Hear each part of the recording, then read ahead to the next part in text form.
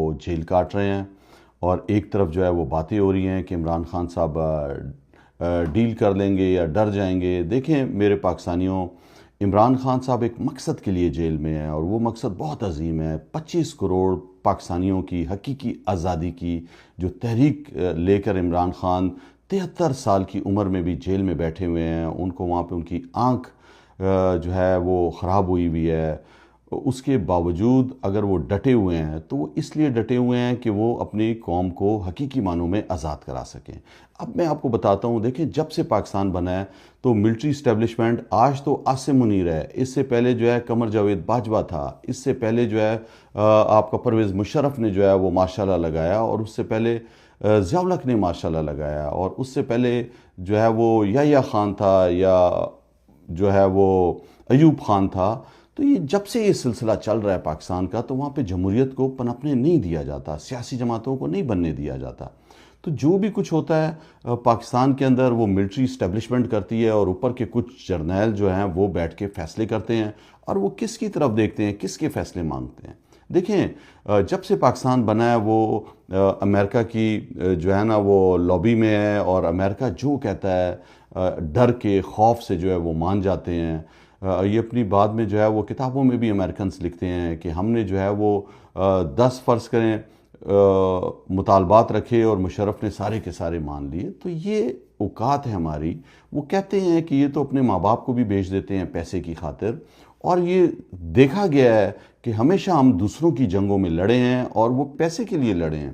اگر افغانستان کے اندر جو وار ہوئی ہے اس کے اندر اگر پاکستانیوں نے حصہ لیا ہے تو وہ پیسے کے لیے لیا ہے، اور ڈالر پہ عمران خان نے کئی دفعہ کہا ہے کہ یہ ڈالری جنگ ہے، ہمیں دوسروں کی جنگوں میں نہیں پڑنا چاہیے۔ دیکھیں یہ جو رجیم چینج ہوتا ہے، یہ بھی جب امریکہ کی طرف سے اشارہ آیا تو ہماری حکومت ختم ہوئی۔ بائیڈن رجیم ناراض تھی، عمران خان صاحب نے ایبسلیوٹلی ناٹ بول دیا، اور اس کی وجہ سے جو ہے انہوں نے کہا کہ میں ڈرونز اٹیک یہاں سے نہیں کرنے دوں گا، میں اپنی سرزمین استعمال نہیں کرنے دوں گا، میں دوسروں کی جنگ میں شامل نہیں ہوں گا، اور میں اپنی خارجہ پالیسی آزاد پاکستانی عوام کے لیے بناؤں گا۔ اب آپ دیکھیں ہندوستان اور پاکستان کا فرق۔ ہندوستان کے نریندر مودی جو ہیں ان سے جو ہے ڈونلڈ ٹرمپ جو ہے وہ آتے ساتھ ہی وہ ان سے ناراض تھے، ان پہ جو ہے وہ جملے کس رہے تھے، انہیں چھیڑ رہے تھے کہ پاکستان جو ہے وہ 6 جہاز گرا دیے ہیں، اور مودی جو ہے وہ دنیا کی 1.5 ارب آبادی کا وزیر اعظم ہے، وہ اپنا دفاع صحیح نہیں کر سکا۔ اگر یہی باتیں ہمارے جب خلاف ہوئی تھی تو ایک دم ملٹری اسٹیبلشمنٹ، جاوید قمر باجوہ جو آرمی چیف تھا، اس نے ایک دم جو ہے وہاں پہ ہماری حکومت کو گرا دیا، رجیم چینج کر دیا۔ کس وجہ سے؟ کہ امریکہ ناخوش ہے۔ لیکن ہندوستان کے ساتھ یہ کیوں نہیں ہوا؟ ہندوستان کے ساتھ بھی تو نریندر مودی کا بھی تو مذاق اڑا رہا تھا، وہاں کے آرمی چیف نے کیوں نہیں کیا؟ وہاں پہ کیوں انہوں نے جو ہے وہ ایک دم وہاں کے ارکان اسمبلی جو ہیں ان کو خریدا کیوں نہیں گیا؟ یہ ساری وہ چیزیں ہیں۔ دیکھیں یہ بنیادی فرق ہوتا ہے قوموں میں اپنی عزت کروانے کا۔ جب امریکہ کو پتہ ہے کہ وہاں پہ آرمی چیف ہے، آرمی ہے، وہ کسی بھی حکومت کو گرا دے گا، وہ اپنا تھوڑا سا بھی ناراضگی کا اظہار کرتے ہیں، اور ایک دم ہماری جو ہے نا آرمی اسٹیبلشمنٹ لیٹ جاتی ہے امریکہ کے آگے، ان کے جو ہے حکم کی تعبیر کرنے کے لیے ہر کچھ کر گزرتی ہے۔ ہندوستان میں یہ کیوں نہیں ہوتا؟